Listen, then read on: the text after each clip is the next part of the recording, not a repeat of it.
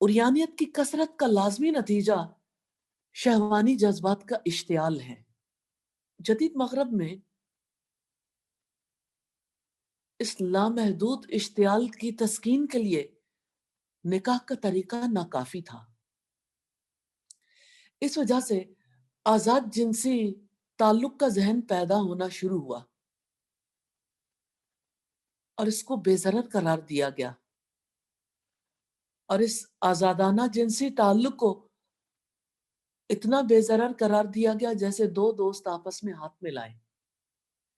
और इसी का नतीजा हुआ कि लोग निकाह को बोझ समझने लगे और नौजवान लड़कों और लड़कियों ने निकाह के बगैर साथ रहना शुरू कर दिया।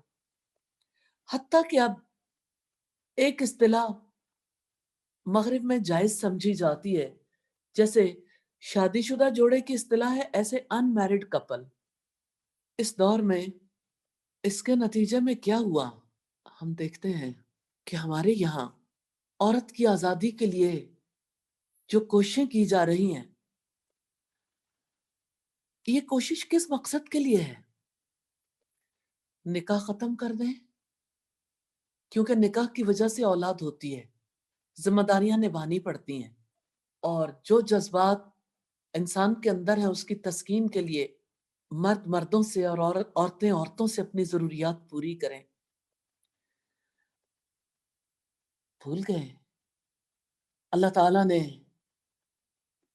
किसी बेहया को, जब पूरी कौम बेहया हो जाती है, जब नस्लें बिगड़ने लगती हैं, जब बेहयाई आम हो जाती है, तो अल्लाह ताला उस कौम को छोड़ते नहीं है। पहली कौम कौम लूत थी जिसने ये काम किया, और आप इमेजिन करेंगे कि आपसे मुतालबा क्या है कि आप भी इसको सपोर्ट करें, आगे बढ़ के इस हराम काम को जो इंसानियत को तबाही के घाट उतारने वाला है, इसको आगे बढ़ के सपोर्ट करें। आज की दुनिया में इसका क्या नतीजा सामने आ रहा है? नाजायज जिनसी ताल्लुकात के नतीजे में आज इंसानियत कहां पहुंच गई, क्या आप अंदाजा लगा सकते हैं? अल्लाह ताला की तरफ से एड्स की लानत, एड्स की बीमारी कैसे इंसानों पर मुसल्लत की गई। इस वक्त दुनिया में एड्स की स्टैटिस्टिक्स को देखना चाहें, WHO की वेबसाइट पे जाके देखिए कि दुनिया में कितनी बड़ी तादाद है, लाखों में लोग इस बीमारी में मुब्तला हो चुके हैं, और फितरत की खिलाफ वर्जी से कितने संगीन नताइज बरामद हुए हैं। एड्स फितरत की खिलाफ वर्जी की सजा है। ये डिजीज गलत आदतों, खास तौर पर हमजिनसी के फेल के सबब से पैदा होता है। एड्स इशाराती नाम है, एक्वायर्ड इम्यून डेफिशिएंसी सिंड्रोम है, यानी जिस्म के मुदाफियती निजाम की तबाही की अलामत है। सारी इंसानी तारीख में मजमूई तौर पर जो मौतें हुई हैं, अब उनमें से निस्फ मौतें इस बीमारी के तवस्सुस से हो रही हैं। इस मर्ज के जरासीम कितनी खामोशी से इंसान के अंदर दाखिल हो जाते हैं। एड्स के मरीज का यह हाल होता है कि उसका जिस्मानी निजाम अंदर से खोखला हो जाता है। चोट लग जाए किसी तरह ठीक नहीं होती, बुखार हो दवा काम नहीं करती, इंजेक्शन लगाया जाए बेअसर साबित होता है। एड्स के पेशेंट का खून किसी भी दवा या ग़िज़ा को कबूल नहीं करता। बीमार का वजन दिन ब दिन घटता चला जाता है, बेहद कमजोर हो जाता है, जोड़ जोड़ में दर्द होने लगता है, कोई काम नहीं कर सकता, और इसके ऊपर हर वक्त बददिली और उदासी छाई रहती है। अगर हम सादा लफ्जों में देखना चाहें तो आलमी अछूत हैं। اگر یہ کسی کو تحفہ دیں تو ان کا تحفہ قبول نہیں کیا جاتا، کیونکہ لوگ ڈرتے ہیں کہ اس مہلک مرض کے جراثیم موجود ہوں گے۔ اگر وہ سیر کرنے کے لیے جائیں تو کال گرلز تک، ہوٹلز کے ملازم تک ان کے قریب آتے ہوئے ڈرتے ہیں۔ ایسے لوگوں کے دوست، لڑکے لڑکیاں ان سے دور بھاگتے ہیں۔ اور امریکہ کی ہیلتھ ڈپارٹمنٹ نے ڈاکٹروں کے نام سخت ہدایات جاری کی کہ جب وہ بلڈ بینک سے بلڈ منگوائیں تو باضابطہ ٹیسٹ کیے بغیر کسی مریض کو نہ دیں، کیونکہ ہزاروں امریکی صرف اس لیے ایڈز کے مریض بن گئے کہ آپریشن کے وقت، خون کی کمی کے وقت، ان کے جسم میں جو بلڈ داخل کیا گیا وہ ایسے ہی کسی پیشنٹ کا بلڈ تھا۔ ایڈز مہلک مرض ہے، اللہ تعالیٰ کی طرف سے سزا ہے۔ ان لوگوں کے لیے سنبھلنے کا موقع نہیں رہ گیا۔ ایک بار جو اس مرض میں مبتلا ہوتا ہے وہ نکل نہیں پاتا۔ ایڈز کا مرض کیسے لگتا ہے؟ ہومو سیکچول پریکٹسز سے، کھلم کھلا ہم جنسی کا فعل کرنے والوں کے لیے اللہ تعالیٰ کی طرف سے کتنی بڑی سزا ہے۔ سین فرانسسکو کو ہم جنسوں کی عالمی راجدھانی کہا جاتا تھا، اور اسی میں ایڈز کے پیشنٹ سب سے زیادہ بڑھ گئے تھے۔ انسائکلوپیڈیا بریٹانیکا 84 کے مقالہ ہم جنسی میں بتایا گیا ہے کہ ہم جنسی کا فعل اگرچہ مغربی ممالک میں پہلے سے موجود رہا ہے، لیکن جنگ عظیم کے بعد ہی اس کا سائنسی مطالعہ کیا گیا اور امریکہ میں اس کے اعداد و شمار جمع کیے گئے۔ اب صورتحال ایسی ہے کہ جن کی وجہ سے پوری دنیا اس مہلک مرض میں گرفتار ہو رہی تھی، وہ اب اپنا حق مانگتے ہیں کہ ہمیں کھلم کھلا تسلیم کیا جائے، ہمیں اسی طرح کے رائٹس ملنے چاہیے، آزادی اسی طرح کی جیسے پاک باز لوگوں کو آزادی ہے یا عام لوگوں کو آزادی ہے۔ یہ کیسی آزادی ہے جس کے لیے آپ کا وجود بھی آپ کی نفی کرتا ہے؟ اللہ تعالیٰ سے زیادہ غیرت مند اور کوئی نہیں۔ یہی وجہ ہے کہ اس نے بے حیائی کے کاموں کو حرام کیا ہے، اور اللہ تعالیٰ سے بڑھ کر کوئی اپنی تعریف پسند کرنے والا نہیں ہے۔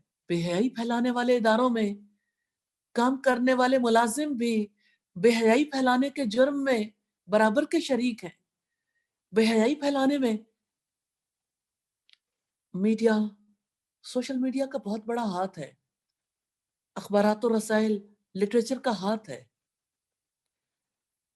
جب کسی ڈیوائس کے تھرو، اخبار، رسالے، لٹریچر کے تھرو گھر کے اندر فحاشی آتی ہے، گھر والے بھی برابر کے شریک ہو جاتے ہیں۔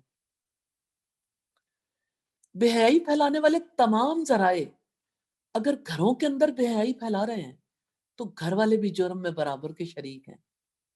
اسی لیے رب العزت نے فرمایا لہم عذاب علیم فی الدنیا والآخرہ، ان کے لیے دنیا اور آخرت میں دردناک عذاب ہے، یعنی قلب اور بدن کو سخت تکلیف دینے والا عذاب۔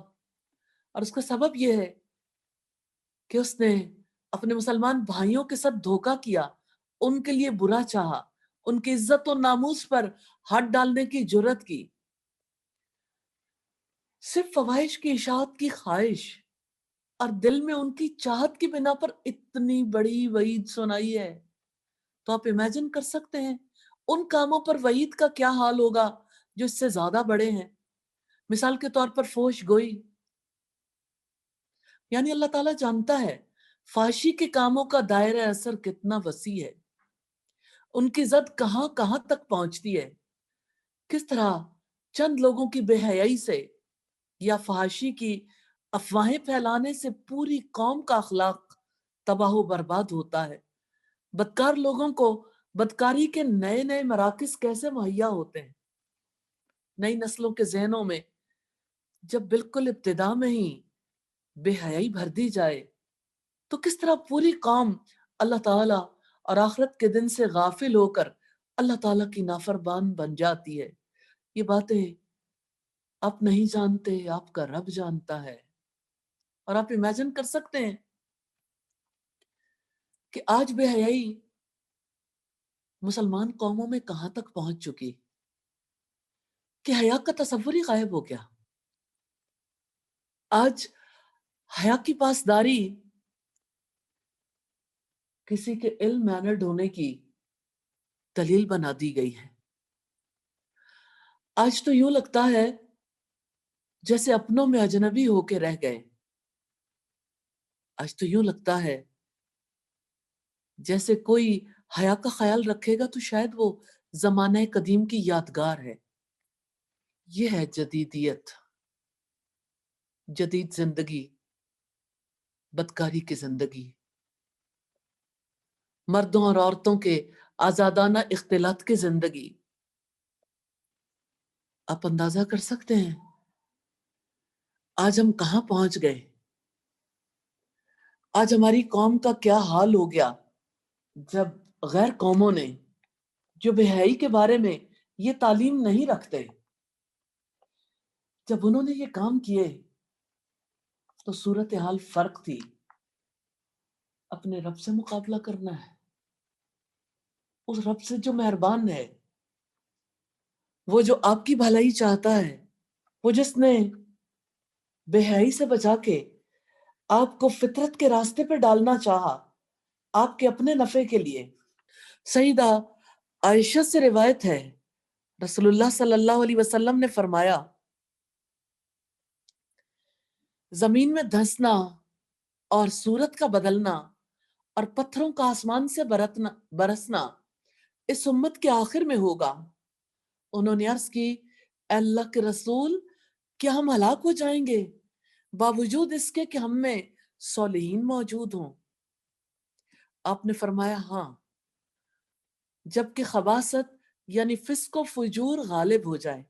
ترمذی کی 2185 نمبر روایت. اللہ تعالیٰ نے معاشرے کے اندر بے حیائی کو روٹین سمجھنے اور کلچر کے نام پر اس کی تشہیر کے لیے ریلیکسیشن چاہنے والوں سے کہا ہے اللہ تعالیٰ جانتا ہے تم نہیں جانتے. یوں انسان کو لا علم اور جاہل قرار دے کر خاموش کروا دیا گیا.